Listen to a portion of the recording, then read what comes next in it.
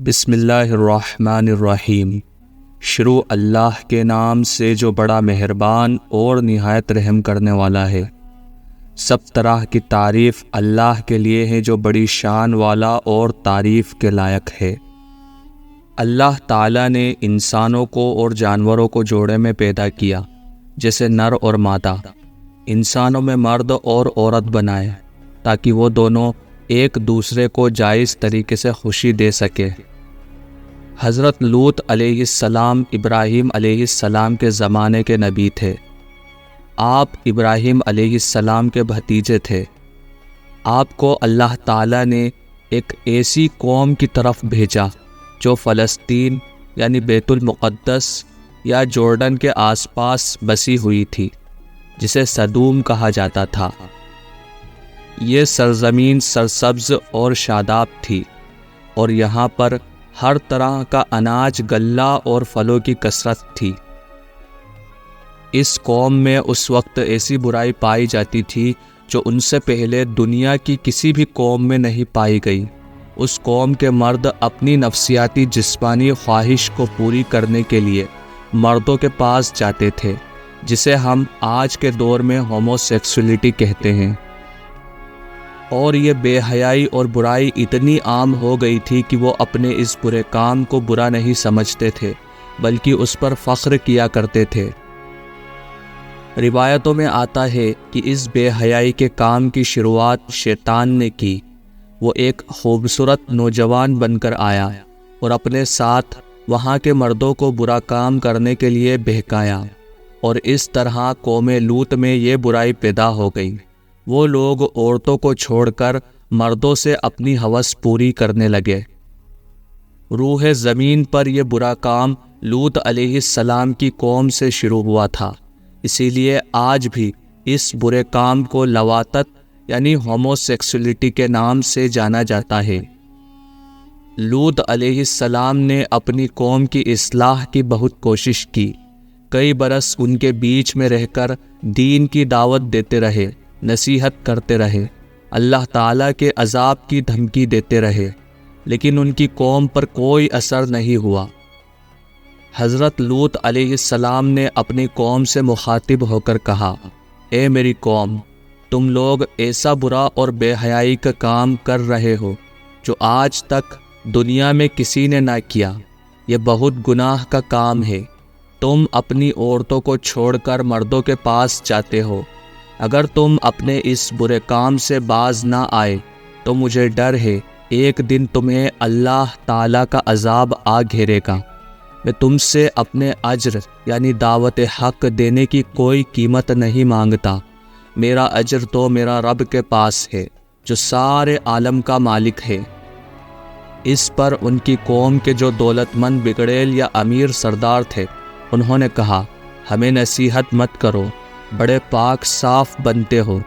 اگر تم نے نصیحت دینا بند نہ کیا تو ہم تمہیں شہر سے باہر نکال دیں گے۔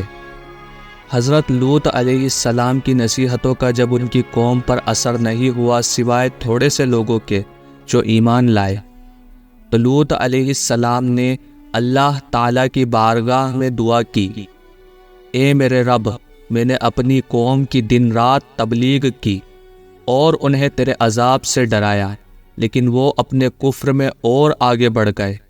اے میرے رب، اب یہ ایمان نہیں لانے والے، اب ان کا فیصلہ تو ہی کر۔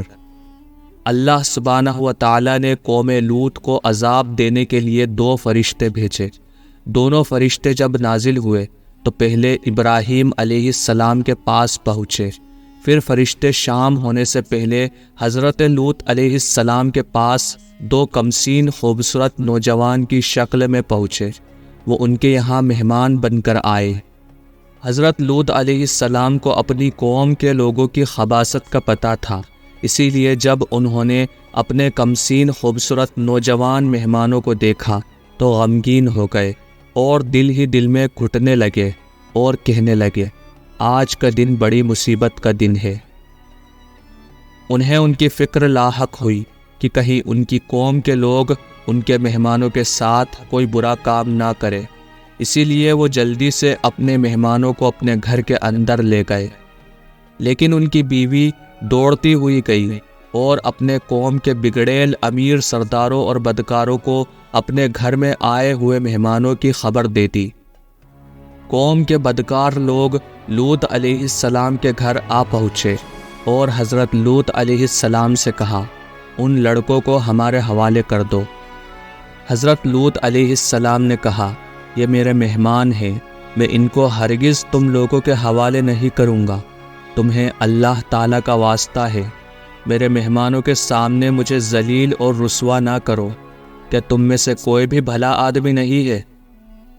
اور قوم کی عورتوں کی طرف اشارہ کرتے ہوئے کہا، یہ میری بیٹیاں، یہ قوم کی بیٹیاں ہیں، تم ان سے نکاح کر لو اور اپنی نفسیاتی جسمانی خواہشات کو ان سے پورا کر لو۔ لیکن ان کی قوم کے لوگ نہیں مانے اور کہا، تم اچھی طرح جانتے ہو کہ ہم کیا چاہتے ہیں، ہم تمہیں کل صبح تک کی مہلت دیتے ہیں، کل صبح کے بعد تم ہمیں روک نہ پاؤ گے۔ یہ کہہ کر وہ لوگ چلے گئے۔ اپنی بے بسی پر لوط علیہ السلام کی آنکھوں میں آنسو آ گئے۔ وہ چاہ کر بھی اپنے مہمانوں کی حفاظت نہیں کر سکتے تھے، کیونکہ ان کی قوم کے بدکار لوگ تعداد میں زیادہ اور طاقتور تھے۔ حضرت لوط علیہ السلام نے کہا، اے کاش مجھ میں تم سے مقابلے کی قوت ہوتی، یا میں کسی زبردست کا آسرا پکڑ پاتا۔ تب فرشتوں نے کہا، ہم عذاب کے فرشتے ہیں، اے لوط گھبرانے کی ضرورت نہیں ہے، ہم تک تو کیا اب وہ تم تک بھی نہیں پہنچ سکیں گے۔ اللہ تعالیٰ نے ہمیں آپ کی قوم کو عذاب دینے کے لیے بھیجا ہے۔ آپ اور آپ کے ساتھ جو لوگ بھی ایمان لائے ہیں، صبح صادق سے پہلے اس بستی کو چھوڑ کر دور چلے جائیں، اور خبردار کوئی مڑ کر پیچھے نہ دیکھے، اب ان گنہگاروں میں سے کوئی نہیں بچنے والا۔ حضرت لوط علیہ السلام اور جو لوگ ان کے ساتھ ایمان لائے تھے، صبح ہونے سے پہلے بستی چھوڑ کر دور جا چکے تھے۔ صرف لوط علیہ السلام کی بیوی پیچھے رہ گئی، کیونکہ وہ بھی کافر تھی۔ اب فرشتوں نے زمین کو جڑ سے اکھاڑ کر پلٹ دیا اور کئی کلومیٹر یعنی تقریباً 40 کلومیٹر تک گہرے زمین میں دھسا دیا، پھر اوپر پتھر اور تیزاب کی بارش کی۔ اس طرح ان گنہگاروں کا نام و نشان مٹا دیا گیا اور کوئی بھی نہ بچ سکا۔ جہاں عذاب ہوا تھا وہ جگہ آج بھی موجود ہے، اسے ڈیڈ سی یا مرا ہوا سمندر یا مرت ساگر، بہار مردار یا بہار لوط کے نام سے جانا جاتا ہے، اور آج بھی اس پر جو عذاب ہوا تھا اس کی وجہ سے اس سمندر میں مچھلی تو کیا کوئی کیڑا مکوڑا بھی نہیں پیدا ہوتا، اور اس کا پانی اتنا نمکین ہے کہ اس کو منہ سے لگا لو تو الٹی ہو جائے۔ گنہگاروں اور نافرمانوں کو اللہ تعالیٰ اس طرح عذاب دیتا ہے، زندگی میں بھی اور مرنے کے بعد بھی۔ لیکن افسوس کی بات ہے کہ انسان ایسی باتوں سے کوئی سبق نہیں لیتا۔ آج کچھ ماڈرن قسم کے لوگ اور یہود اور نصارہ اس برے کام کو برا نہیں جانتے، اور ایسے برے کام کرنے والوں کو قانونی درجات دے رہے ہیں۔ اللہ تعالیٰ ہم سب کو ایسے برے کام اور ایسے برے خیالات سے بچائے۔ اللہ تعالیٰ آپ کا اور ہمارا حامی اور مددگار ہو، آمین۔